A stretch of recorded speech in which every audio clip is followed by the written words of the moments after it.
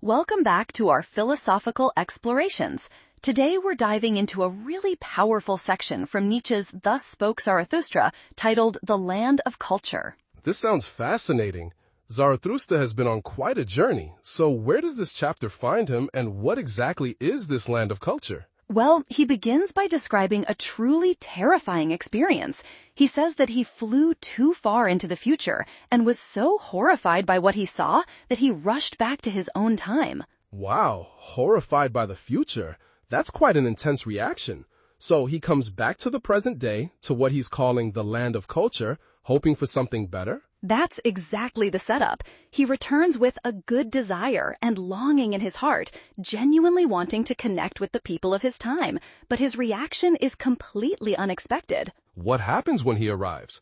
The text says he actually had to laugh, even though he was alarmed. What was so funny and strange about the people he encountered? He describes them as being incredibly motley colored. He says he'd never seen anything like it before, and mockingly calls his era the home of all the paint pots. The phrase paint pots is such a strange and vivid image.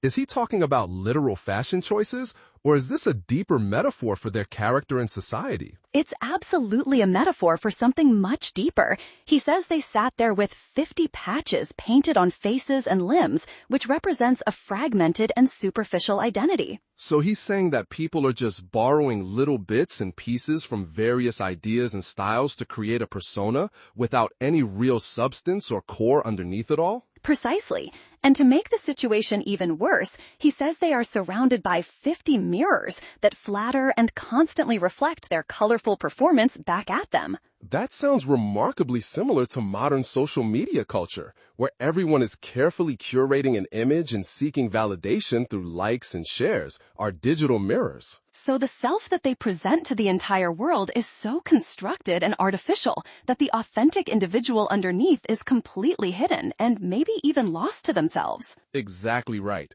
He elaborates on this point by saying they are written all over with signs of the past, which are then carelessly scribbled over with new signs. It sounds like a very messy and confusing canvas. They're covered in layers of history and tradition, but it's all just surface-level decoration, not something deeply understood. Yes, they have concealed themselves so well that even a trained decipherer wouldn't be able to figure them out.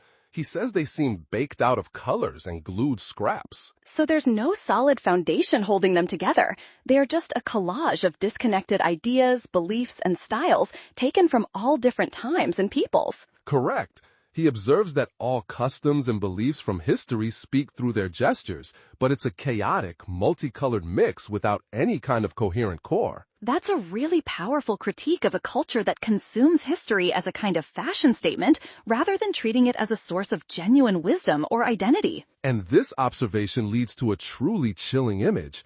Nietzsche says if you were to strip away all the veils, paint, and gestures, what remains would be enough to scare the crows. What could he possibly mean by that? What is actually left when you remove all of those superficial layers from these modern people? He says that he himself saw one naked and without paint, and it was a horrifying skeleton that ogled at him. He was so terrified by this sight that he flew away. So beneath the colorful, fragmented surface, there is only emptiness, decay, and the specter of death.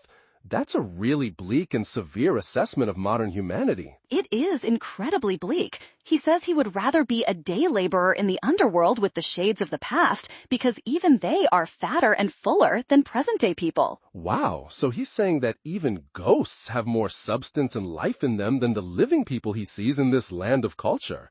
That's a very strong statement. It really highlights his core frustration. He says the true bitterness is that he can't stand them either clothed or naked. He rejects both the facade and the emptiness behind. So the artificial performance they put on is unbearable to him, but the hollow reality that lies underneath it all is even worse. He must feel completely alienated from them. This feeling of alienation is absolutely key. He then criticizes their very claim to be real. They boast, "Real are we, holy, and without faith and superstition." It sounds like they see themselves as enlightened, rational, and post-mythology. But from what you're saying, Nietzsche is turning that very idea on its head, isn't he? He turns it completely on its head. He asks how they could possibly believe in anything, these diverse-colored ones, since they are just walking pictures of everything that has ever been believed. So by embodying tiny fragments of all these past beliefs, they don't hold any single belief with real conviction. They become walking refutations of the very idea of belief. You've absolutely got it. He calls them untrustworthy ones because their very being is a contradiction. He says the dreams of past ages were more real than their modern awakenedness. That's a really fascinating point.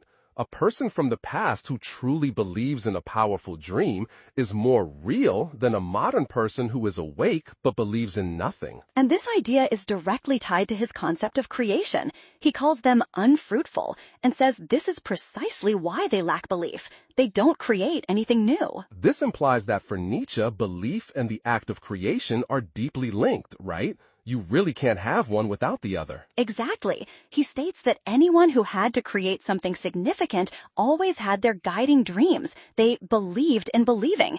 It's the powerful engine of creation. And without that creative engine, modern people are sterile. He uses that strange image of lean ribs and people wondering if a god stole something from them while they slept. Yes, that metaphor of the poverty of my ribs perfectly captures this deep sense of spiritual emptiness, this feeling that some vital part of their being is missing. So what is their reality then, if it's not based on creation? The text says their reality is summed up as, everything deserveth to perish. That's incredibly nihilistic. It is, the definition of nihilism. He sees them as half-open doors at which gravediggers wait. Their ultimate reality is just a passive acceptance of decay and eventual death. So after all of this heavy and dark criticism, how does Zarathustra position himself? Does he just fall into despair, or does he manage to find a way forward? He acknowledges that these people are laughable, but he also has to carry his own heavy load. He decides he will make lighter of you, meaning he'll dismiss their importance. Which means he won't allow their emptiness to become his burden. He sees them as insignificant, almost like beetles that land on his pack but don't add to his real weight. Precisely. His great wariness, he realizes, doesn't actually come from them. It comes from his own profound longing and his personal search for a true home. So he's still an exile in the world fundamentally. He looks from every mountain for a fatherland or motherland, but finds none. He's a stranger in every city. Yes, he remains completely alienated from the present cultural landscape. This realization is what leads him to his ultimate goal and a new source of love and purpose. And that new purpose is the children's land, isn't it? The undiscovered country that he wants to find for the sake of the future. That's his great driving hope. He declares, "Thus do I love only my children's land, the undiscovered in the remotest sea. For it do I bid my sails search and search." So, in the end, he completely turns away from the failure of the present in order to become a creator of the future, hoping to make amends for this hollow land of culture.